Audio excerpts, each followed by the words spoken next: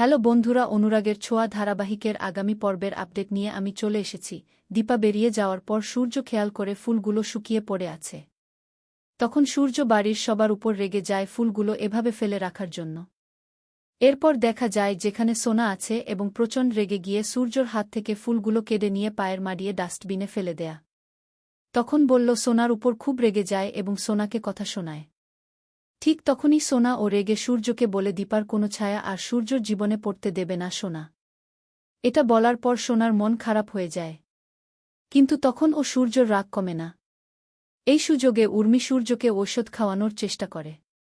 তখন সূর্য উর্মির উপরেও চটে যায় এবং উর্মিকে বলে তার দেওয়া কিছু সূর্য খাবে না।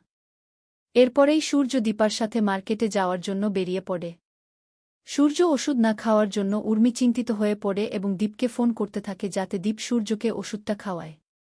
এরপর দেখা যায় সোনা মন খারাপ করে বসে থাকে। তখনই সেখানে কুন্তলা আসে এবং সোনার সাথে ভালো মানুষের নাটক করতে থাকে। সোনা ও কুন্তলার অভিনয়কে সত্যি মনে করে তাকে জড়িয়ে ধরে কাঁদতে থাকে। এরপর কুন্তলা সোনাকে নিয়ে বেরিয়ে পড়ে ওই মার্কেটে যাওয়ার জন্য। অন্যদিকে দেখা যায় সূর্যর আবছা অনেক কিছু মনে পড়তে থাকে। সে দীপার কথা মনে করার চেষ্টা করে কিন্তু মনে পড়ে না। দীপকে সূর্য একটা জানালে দীপ বুঝতে পারে যে সূর্য দীপার কথা মনে করার চেষ্টা করছে। এরপর দেখা যায় মার্কেটে দীপা সূর্যকে খুঁজতে থাকে। এরপর দীপা রূপাকে কল করে ওই মার্কেটে আসতে বলে। এরপর দেখা যায় কুন্তলা সোনাকে নিয়ে মার্কেটে এসে সূর্য আর দীপাকে একসাথে দেখে সোনাকে দীপার বিরুদ্ধে রাগিয়ে দেওয়ার জন্য অনেক কথা বলতে থাকে। তখন সোনা চিৎকার করে বলতে থাকে ওই মহিলাকে সে তার বাবার কাছে কিছুতেই ঘেঁষতে দেবে না।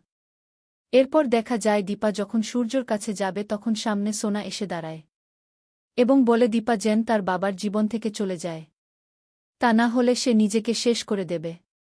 তখন দীপা সোনার কাছে জানতে চায় কেন তার এ অবস্থা। তখন সোনা দীপাকে অপমান করে বলতে থাকে সোনার এই অবস্থার জন্য দীপাই দায়ী। দীপা তাকে বিধবা করেছে। কিন্তু সোনার কথায় উপর দীপা উল্টো প্রশ্ন করে যে সোনা আর কতদিন এইসব নিয়ে পড়ে থাকবে। এরপর দীপা সোনাকে অনেক কথা শোনায়, তার দায়িত্ব নিয়ে প্রশ্ন করে। তখন রূপার কথা বলে সোনাকে বোঝানোর চেষ্টা করলে সোনা আরও ভুল বুঝে মনে করে তার মা তাকে রূপার সাথে তুলনা করে তাকে আবারও ছোট করছে। এরপর সোনা সেখান থেকে চলে যেতে থাকলে কিছু গুন্ডা সোনার পথ আটকায় এবং নোংরা ইঙ্গিত করতে থাকে। তখনই সেখানে দীপা চলে আসে এবং রুদ্রমূর্তি ধারণ করে গুন্ডাদের ধোলাই করে। কিন্তু গুন্ডাগুলো দীপাকে ও ছাড় দেয় না। তারা সোনা এবং দীপাকে নোংরা কথা বলতে থাকে।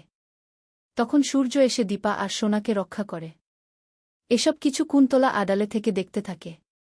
এরপর উর্মিকে কল করে সব ঘটনা খুলে বলে।